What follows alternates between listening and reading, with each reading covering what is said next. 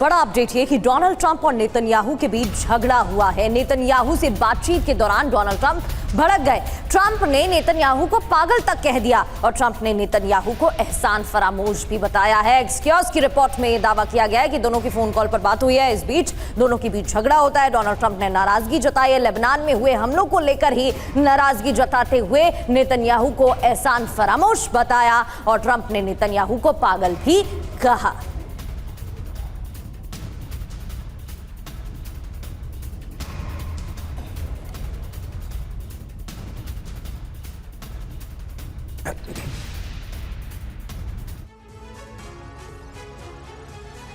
तो देखिए, यह है मौजूदा स्थिति। नेतन्याहू पर डोनाल्ड ट्रंप भड़के हुए हैं। खबर क्या है? ट्रंप नेतन्याहू के बीच कहा सुनी की नौबत आ गई। फोन पर दोनों के बीच बातचीत हुई। नेतन्याहू पर गुस्से में चिल्लाए ट्रंप।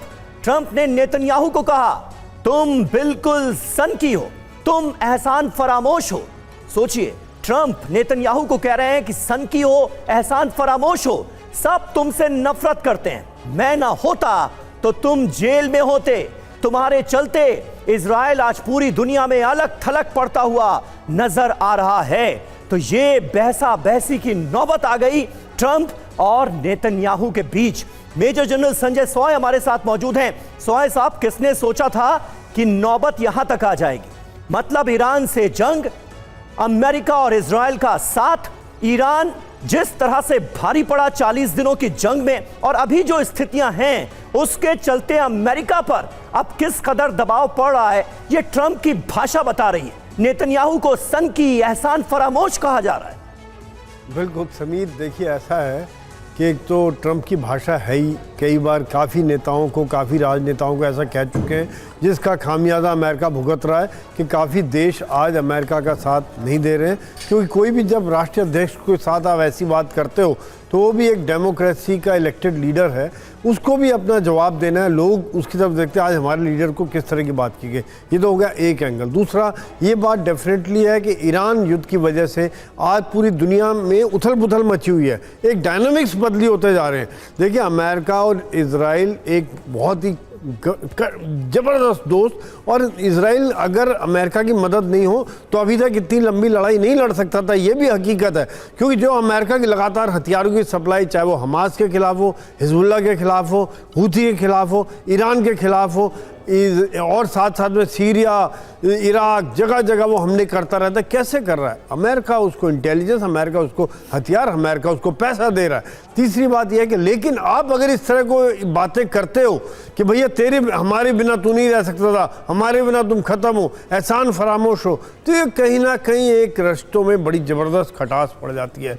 एक बात और कहना चाहूँगा कि ये जो लड़ाई लगातार चलती जा रही है, अमेरिका निकलना चाह रहा है इससे, क्योंकि अमेरिका के इंटरेस्ट अलग हैं। इजराइल के उद्देश्य पूरे नहीं हुए। इजराइल की वजह से ही अभी ये जंग चलती जा रही है। लगातार हिजबुल्लाह के ऊपर हमले का वजह भी एक कारण है कि आज जो शांति नहीं हो पा रही। ईरान की एक डिमांड ये भी है कि आप हिजबुल्लाह के ऊपर हमले बंद करिए, उनको बातचीत में शामिल करिए। एक लास्ट बात मैं कहना चाहूँगा, आप देखिए कि ईरान क्यों नहीं हमला कर रहा है इजराइल के ऊपर। ये भी मैं कई बार सोचता हूँ कि वो हिजबुल्लाह पे हमले कर रहा है। हिजबुल्लाह ईरान के साथ खड़ा होता है, लड़ाई लड़ता है, लेकिन आज जब हिजबुल्लाह पे हमले हो रहे हैं तो ईरान खाली सीज फायर की बात कर रहा है और संधि की बात नहीं कर रहा, संधि की एक शर्त रखा। तो कई मसले हैं, लेकिन डेफिनेटली ट्रंप की जो लैंग्वेज है वो हेड ऑफ स्टेट के हिसाब से एक काफ़ी एक इसको डिप्लोमेटिकली बेहतर भाषा में कहा जा सकता था। बिल्कुल बिल्कुल सर, और इससे साफ तौर पर प्रेशर भी डोनाल्ड ट्रंप पर बनता नजर आ रहा है। मनीष हमारे सहयोगी भी हमें ज्वाइन कर चुके हैं। मनीष, जिस तरीके से ये नाराजगी की खबर सामने आई है, दोनों के बीच झगड़ा हुआ है, क्या माना जाए? डोनाल्ड ट्रंप को अब लग रहा है कि वो जंग में बुरी तरह से फंस रहे हैं, इजराइल की वजह से, नेतन्याहू की वजह से, क्योंकि जब वो चाह रहे हैं कि मामला सुलझ जाए तब भी इजराइल लेबनान पर हमले कर रहा है।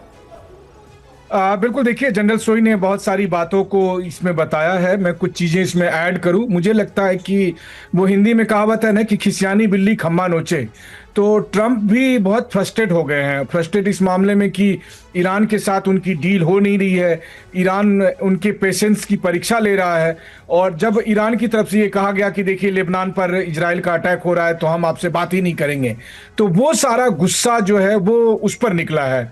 नेतन्याहू पर निकल रहा है कि तुम पागल हो, तुम सनकी हो, तुम्हारी वजह से ये हो रहा है, देखो तुम्हारी वजह से ईरान बात नहीं कर रहा है या कोई बात नहीं कर रहा है वगैरह वगैरह।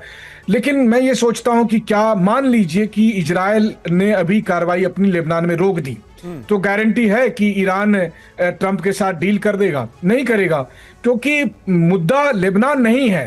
ट्रंप शायद भटक रहे हैं, मुद्दा ईरान के साथ डील में ईरान की शर्तें हैं, और ईरान की शर्तें हैं कि क्या ईरान अपने न्यूक्लियर प्रोग्राम को बंद करेगा, मिसाइल प्रोग्राम को बंद करेगा, और एक जो नई शर्त है हॉर्मुज स्ट्रीट पर किसका कंट्रोल होगा। इन 3 बेसिक मुद्दों को एड्रेस किए बगैर ट्रंप चाहे दुनिया में जिसको भी गाली गलौज कर दे, वैसे भी ये कोई नई बात नहीं है कि ट्रंप किसको गाली गलौज कर रहा है।